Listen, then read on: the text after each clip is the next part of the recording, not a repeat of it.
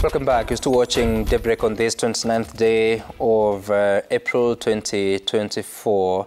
And you're talking about the situation in the country with the floods and the heavy rains that are affecting almost all the parts in the country. And right now we want to cross over to Murang'a County, where we understand that several people may have suffered in Kiganjo village, Gitugi ward, Mathioya constituency, after 3 houses were swept away or affected by landslide caused by heavy rain. 2 people have already been rescued and rushed to Kireini Mission Hospital. We want to speak to Victor Kinuthia. Victor, good morning. We see the images, but so much we do not know. Maybe you can help us understand what exactly happened and the status of the rescue operation. Thank you. Na kama ulivyosema ni kwamba katika kijiji cha Kiganjo, eneo bunge la Mathioya, ni kwamba usiku wa kuamkia leo tunafahamishwa ya kwamba maporomoko haya yaliweza kufanyika masaa ya saa 7, ambapo watu tunaambiwa kwamba watu 2 tayari wameokolewa na kupelekwa katika hospitali mbalimbali eneo bunge la Mathioya. Na hivi sasa kinachoendelea katika kijiji hicho ni kwamba wakaazi pamoja na maafisa wa usalama wanaendelea karibu kutafuta watu wengine ambao tunafahamishwa ya kwamba ni 4 ambao hawajapatikana kufikia hivi sasa. Maporomoko haya bado tunafahamishwa ya kwamba yaliweza kubeba zaidi ya nyumba 3. Pamoja na wale ambao hawapatikani kufikia sasa ni mzee mmoja wa boma na watoto wengine 3. Na tunafahamishwa kwamba maporomoko haya yameweza kusababishwa na mvua kubwa inayoendelea kunyesha katika maeneo tofauti humu nchini. Na labda Victor, unaweza kutueleza jinsi mvua imeweza kuathiri eneo hilo tangu kwanza kwa msimu? Hivi sasa tuko majuma kadhaa. Kusema kweli ni kwamba mvua hapa kaunti ya Murang'a inaendelea kunyesha na imekuwa mvua nyingi, na wakaazi wanaendelea kufahamishwa ya kwamba ambao wanaishi katika sehemu ambazo hupata maporomoko wanafahamishwa ya kwamba waweze kuhama, kwa sababu hili si tukio la kwanza kufanyika katika msimu huu wa mvua. Kwa hivyo ni mvua kubwa ambayo inaendelea kunyesha sehemu mbalimbali humu kaunti ya Murang'a. All right. Thank you so much, Victor Kinuthia, speaking to us from Murang'a County, and he's reporting about the situation in Murang'a County, that is in Gitugi, talking to us about 3 houses that have been affected by the landslide. 2 people rescued so far. The search and rescue mission continues for the others. Of course, he's saying that there are fears about those that may be affected. We'll be sure to get the details for you and confirm to be in a position to tell you the new status update. But also, we are also receiving information about something that has happened in Naivasha, a developing story where we understand there was a 2 a.m. incident where several houses were swept away and people are looking for their loved ones. And this is an area within Naivasha. Our reporter Ann Gige is headed there. Will be reporting to us about the latest in as far as that is concerned. Traffic is stretching for more than 20 kilometers on both sides from Nairobi to Naivasha. That is on the road. Again, developing news this morning, but you can see the images of what that heavy downpour is doing to different parts of the country. Once we get more details, we'll be bringing you the latest. That is along Nairobi-Naivasha Road, and more stories and more news will be coming shortly. You can see the impact of that, including a vehicle that is stuck in such a situation.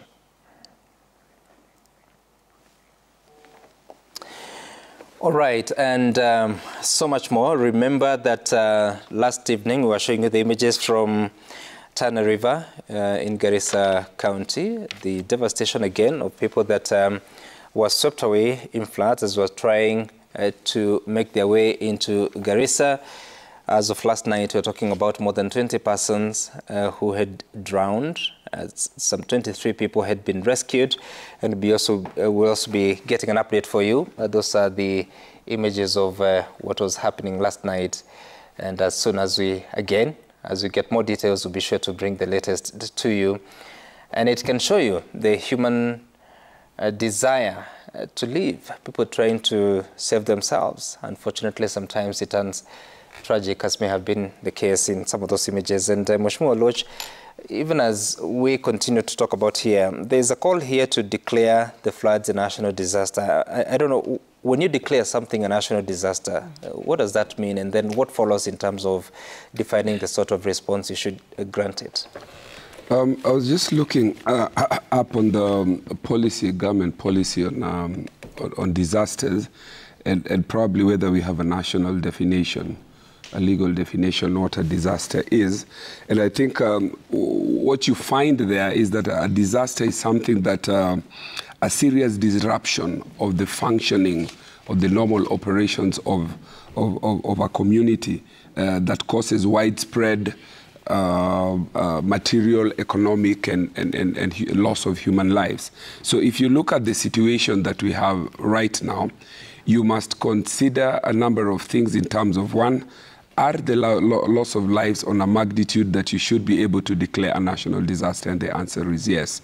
If you look at the disruptions on the patterns of the economic livelihood of the people, again, you will find that in the informal settlements, you've talked about Tana River, I think there are various parts of this country where economic livelihoods and patterns have seriously been disrupted.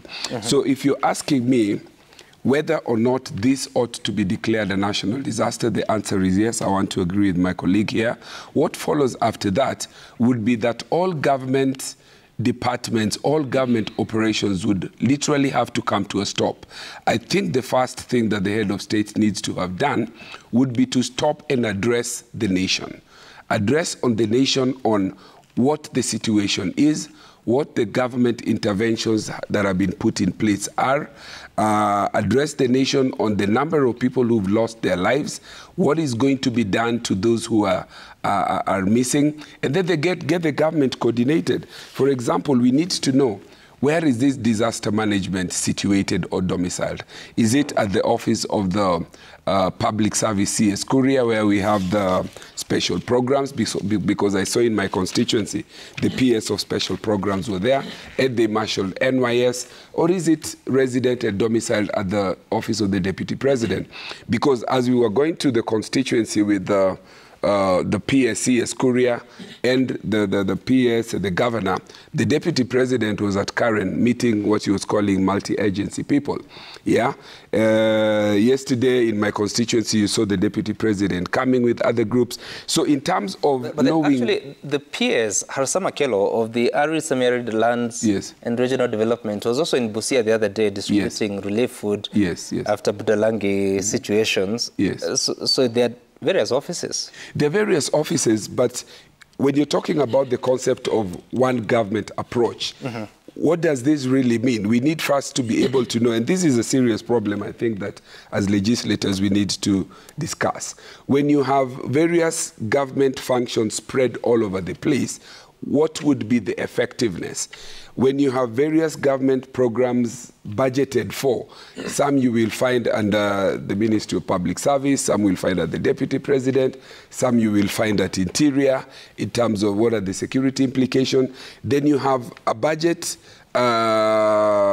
process and allocation that is spread and therefore maybe not effective. Yeah?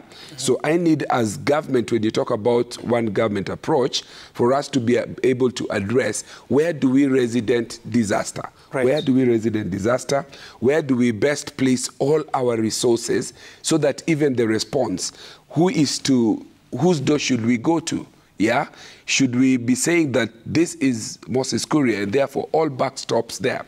But before you even get to these people, the head of state should step out in a situation like this to say, look, there is a national disaster, so that even questions of schools opening or not opening should have been foreseen and addressed by the head of state.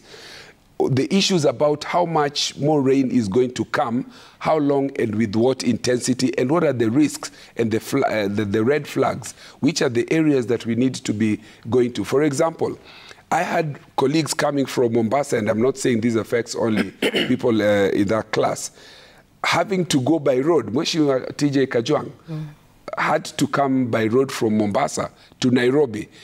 And I'm thinking, if air transport had literally become impossible to use, how much more risk were residents and people traveling from Mombasa, and I think Tana River area, you would be coming through from Mombasa to Tana River and all those places. How much more risks had we placed Kenya into? And how much more in terms of loss of life and disruption of our air transport, traffic, road networks, infrastructure, how much of that needs to be done for the president to see this is a national disaster to which he needs to stand out and speak to? So I think there is a problem here, and I think you will look backwards to how previous disasters have been dealt with. For example, when we had the COVID disruption, that was a disruption of monumental proportions. And the government came in terms of what are the stimulus packages that needs to, what are the social interventions that needed to be. We had a supplementary budget that came into place that needed. So the government needs to speak to this and speak to us as legislators. Are there interventions in Parliament that we need to be talking to and speaking to at this time? Right. And Mheshimiwa Ndito, even as you look at the images that we've been seeing, including at the Jomo Kenyatta International Airport, and the leaking roof has become such an eyesore for this country. Never mind that there's been promises after promises from the government, from the Cabinet Secretary, Kipchumba Murkomen, at some point even blaming previous regimes. I don't know where the blame now goes, but you clearly can see that whatever the promises were in November last year have not been honored. What are we staring at? Because, yes, the rain is really heavy, but it knocks off our basic amenities, our basic infrastructural services. What shall we do then? Okay, Sam, before I come to JKI and the infrastructure issues, let me just add my voice to what Mheshimiwa Orgosh here was raising. And indeed to say that the government has been developing a policy on disaster management. Currently in Parliament, there is what we call the National Disaster Risk Management Bill, which was brought by the majority leader in Parliament, and I think it's going through the various readings. And there are three key things that have been envisaged in this bill, which I think are going to make the country better prepared and manage disasters better. Is first of all the establishment of what we call the National Disaster Management Authority, which will be a body corporate that then has been mandated to be able to bring together all the, all the agencies, that needs to be marshaled whenever we have a disaster.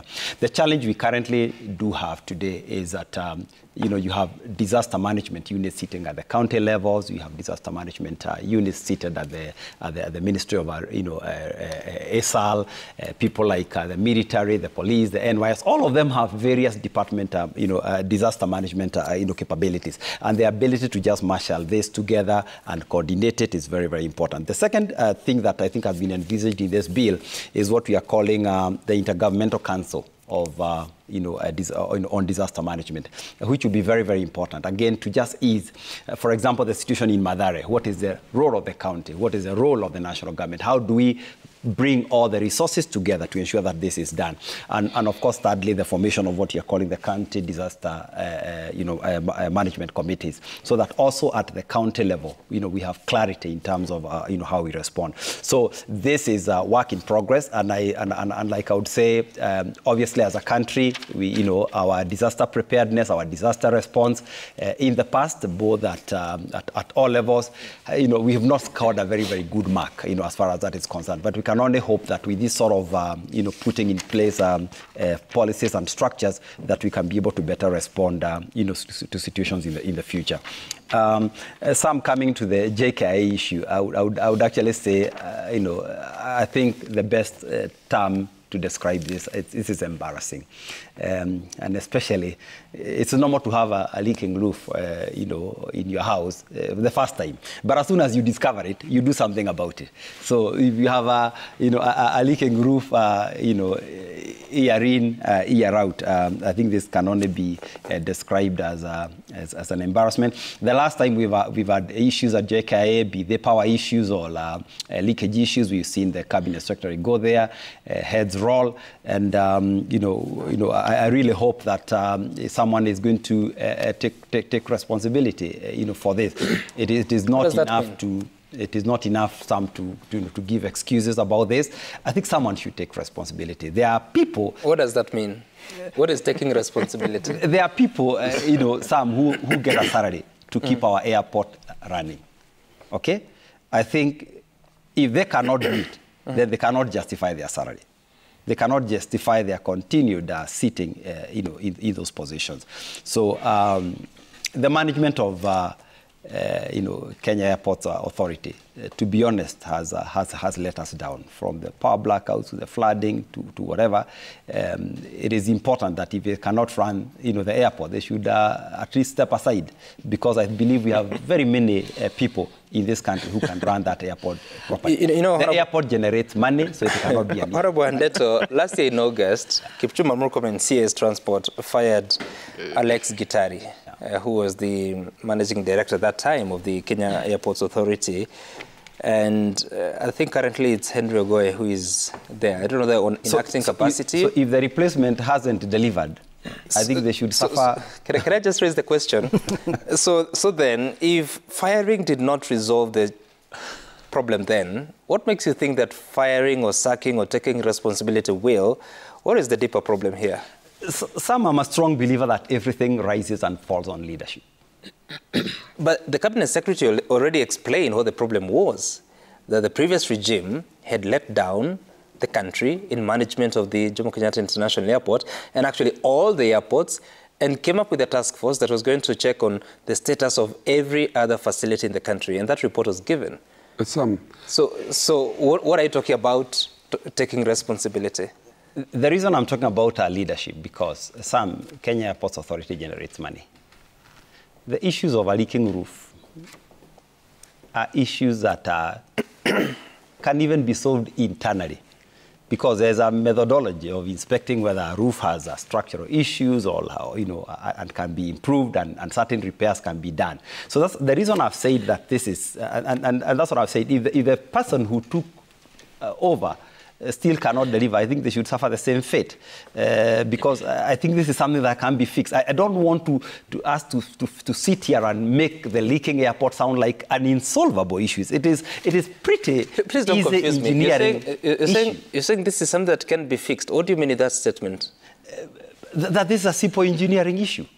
Whenever you have a leaking roof, you repair it. Okay, so and that's what I'm saying. It's an embarrassment that we've had a leaking roof in the last rains. Now we saw it again happening last night. You know, this is completely unacceptable, in my opinion. There must be an engineering department. There's a maintenance department. There are things that can be done, you know, to rectify this. And that's what I'm saying. I think the leadership of the airport has actually, you know, failed us once again. But I think there are two issues here. One is about whether or not you're talking about just leakage. If I'm correct, what I saw at the airport is not leakage. The amount of rain that was pouring, it was pouring. It was actually pouring, literally. I mean, they were getting those carriers and trolleys and things that we use for putting our phones and other things, literally to try and collect water.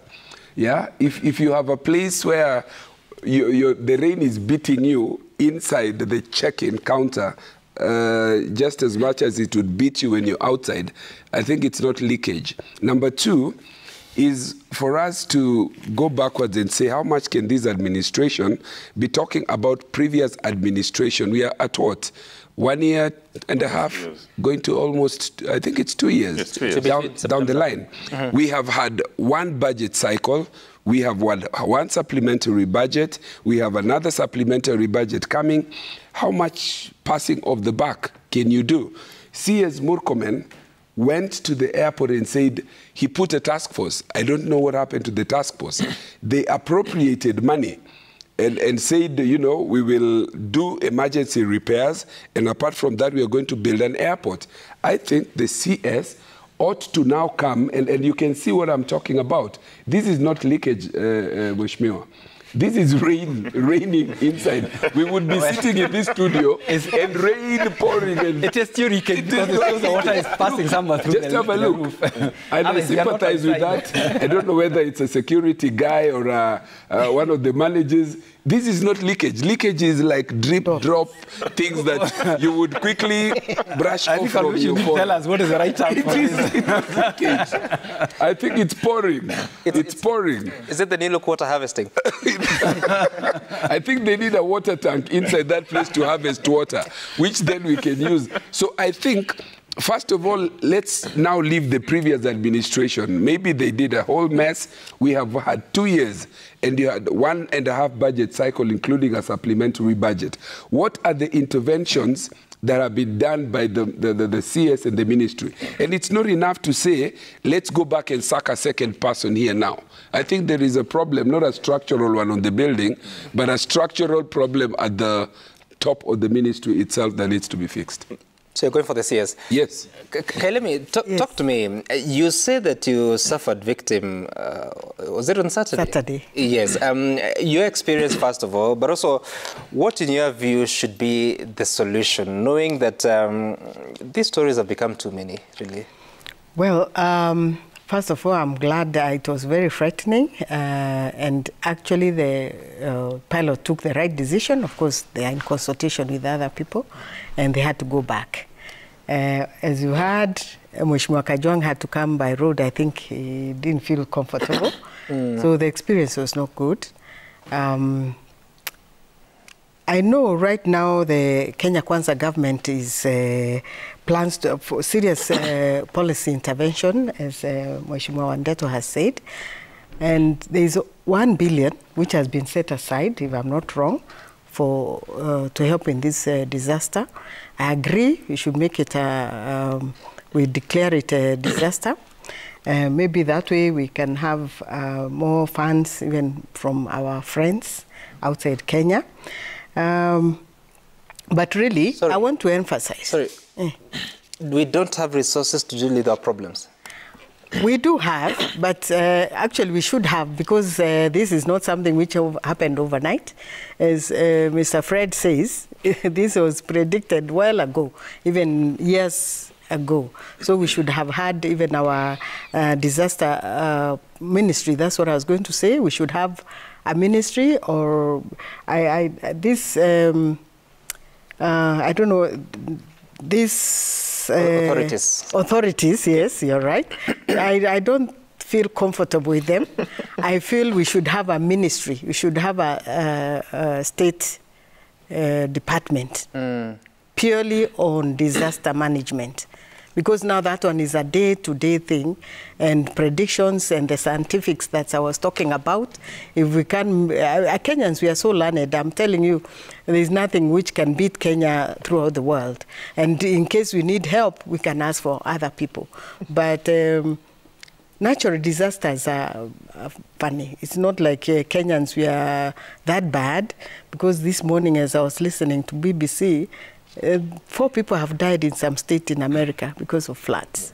So, but just because they have drowned in America doesn't mean that we should have it here in Kenya, when we know for us it is periodical.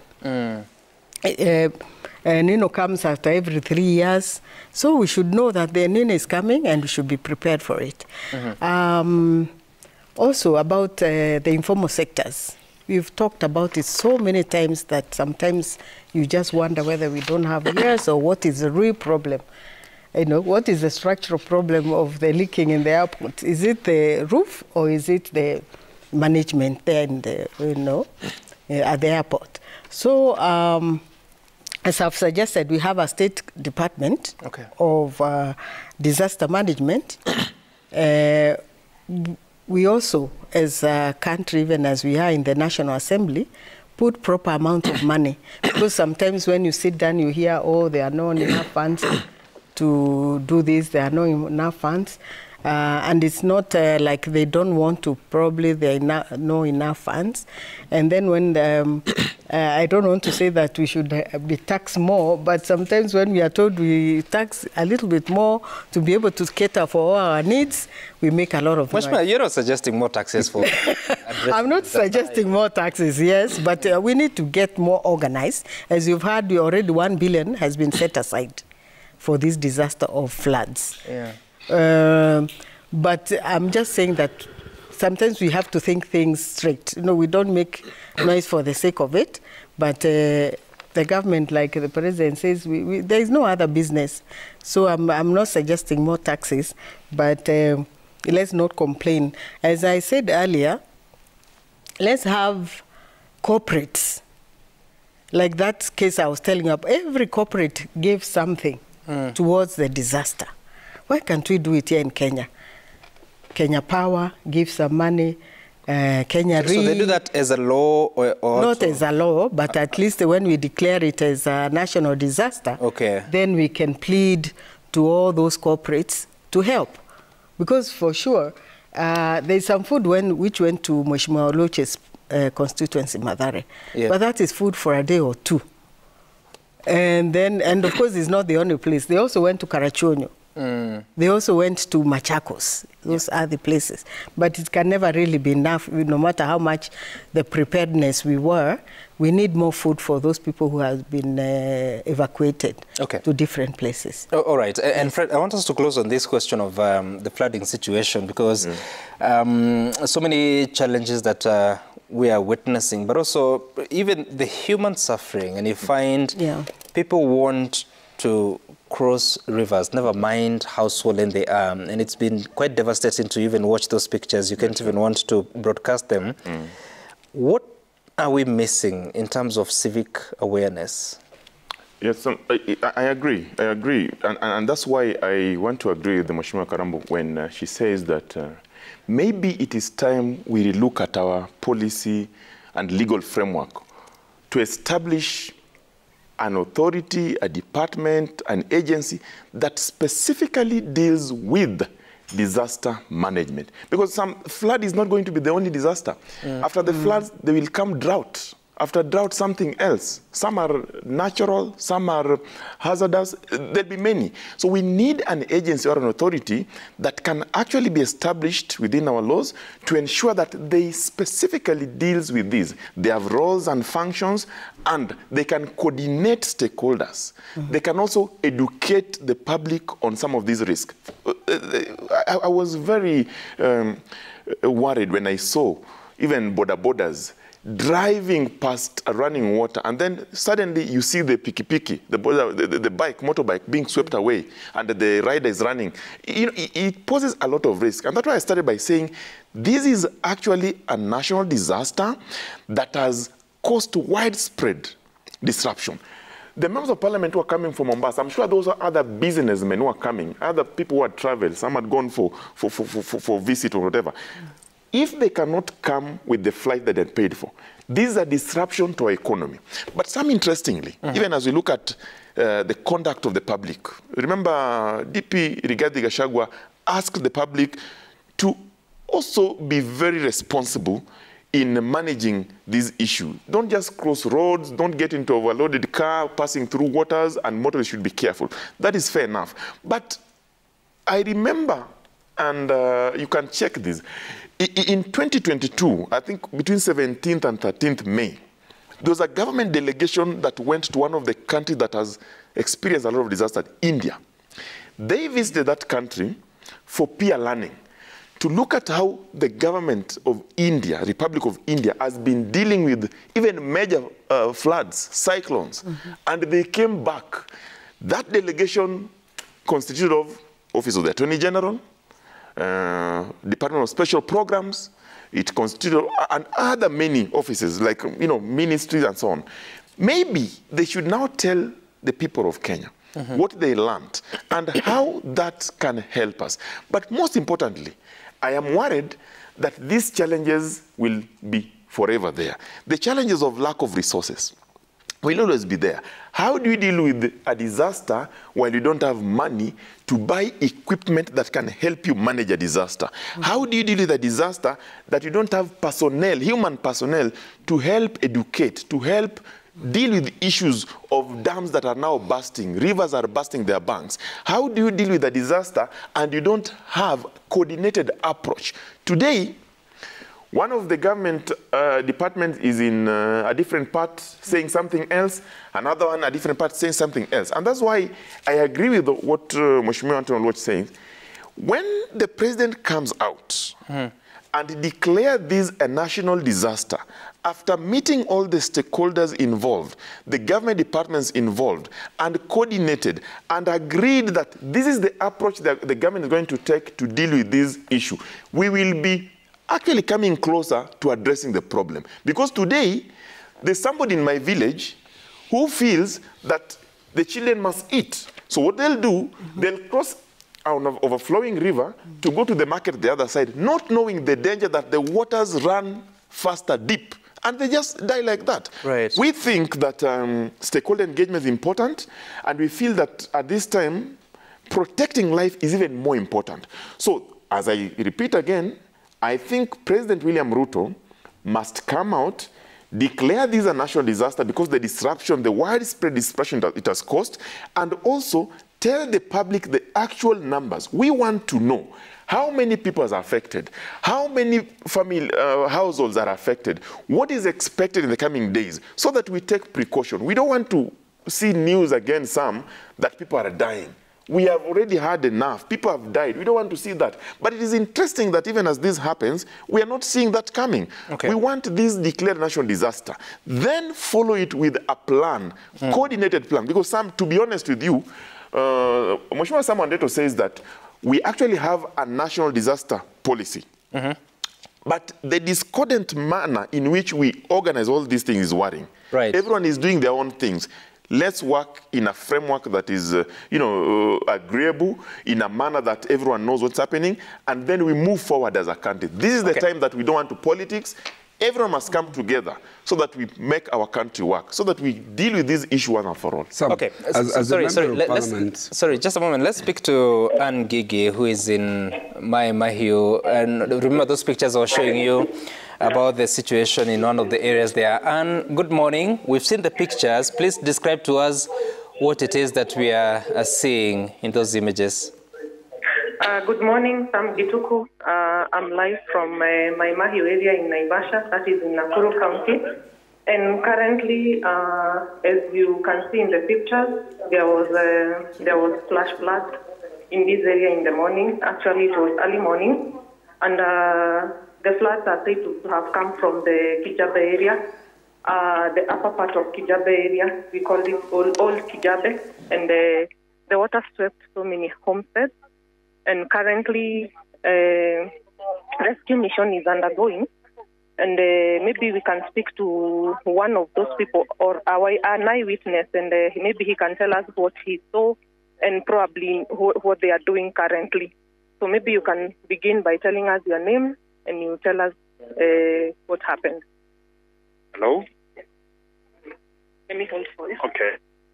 Majina yangu naitwa Moniki na tumepata mkaza umetupata kwetu Mai Mahiu. Na tuko kwa mzee rafiki yangu sana. Ukuta wa kwake umebomolewa, gari yake pia imebebwa na maji. Na kuna watu pia wamesombo, ndio tunajaribu kuangalia chini ya mamiti tuone kama kuna watu tunaweza kuokoa ama tuangalia penye wako. Hivyo ndivyo imekuwa, kitu ilianza around saa 9. Hivyo ndivyo imekuwa. Unaweza kuelezea maji kutoka wapi na imebeba maji? Kutokana na habari ambayo tunaisikia, maji imetoka mahali panaitwa Odi Kijabi. Kuna kanda ilikuwa hapo kwa reli, maji ilikuwa imefungania hapo. Kisha wakati ilifunguka ndio imeswept kila kitu, maji zaidi na watu ni wengi wamebeba na kuingia. Asante. Tunatuambia pia jina yako na nitakuendelea hapo. Majina ni Michael. Na hapa tunaona kila kitu imebebwa. Hapa ni tusaidiwe sasa. Na tulipo na serikali. Labda unaweza tueleza hii gari inajaribu kutolewa hapa ni ya nani, na labda ni nini, ilitoka wapi, ilitolewa wapi, ilikuwa kwa nyumba ya mtu imeegeshwa ama ilikuwa kwenye barabara? Hiyo nyumba ni ya mzee rafiki yangu anaitwa Jimmy, ni mfanya biashara. Na kwake ndio kumebomolewa. Gari wakati ukuta ulibomoka wakati maji iliingia ikabomoa ukuta, ilibeba mpaka gari yake, na ndio kwa sasa hivi tunajaribu kuiondoa mahali imesoko na maji. Kunasemekana hapa chini ya hii gari kuna watu wanaweza kuwa wamefunikwa na mafuriko ama wamefunikwa na maji. Je, mumeanza shughuli za kuchimbua ili kuona kama kuna watu wako ndani?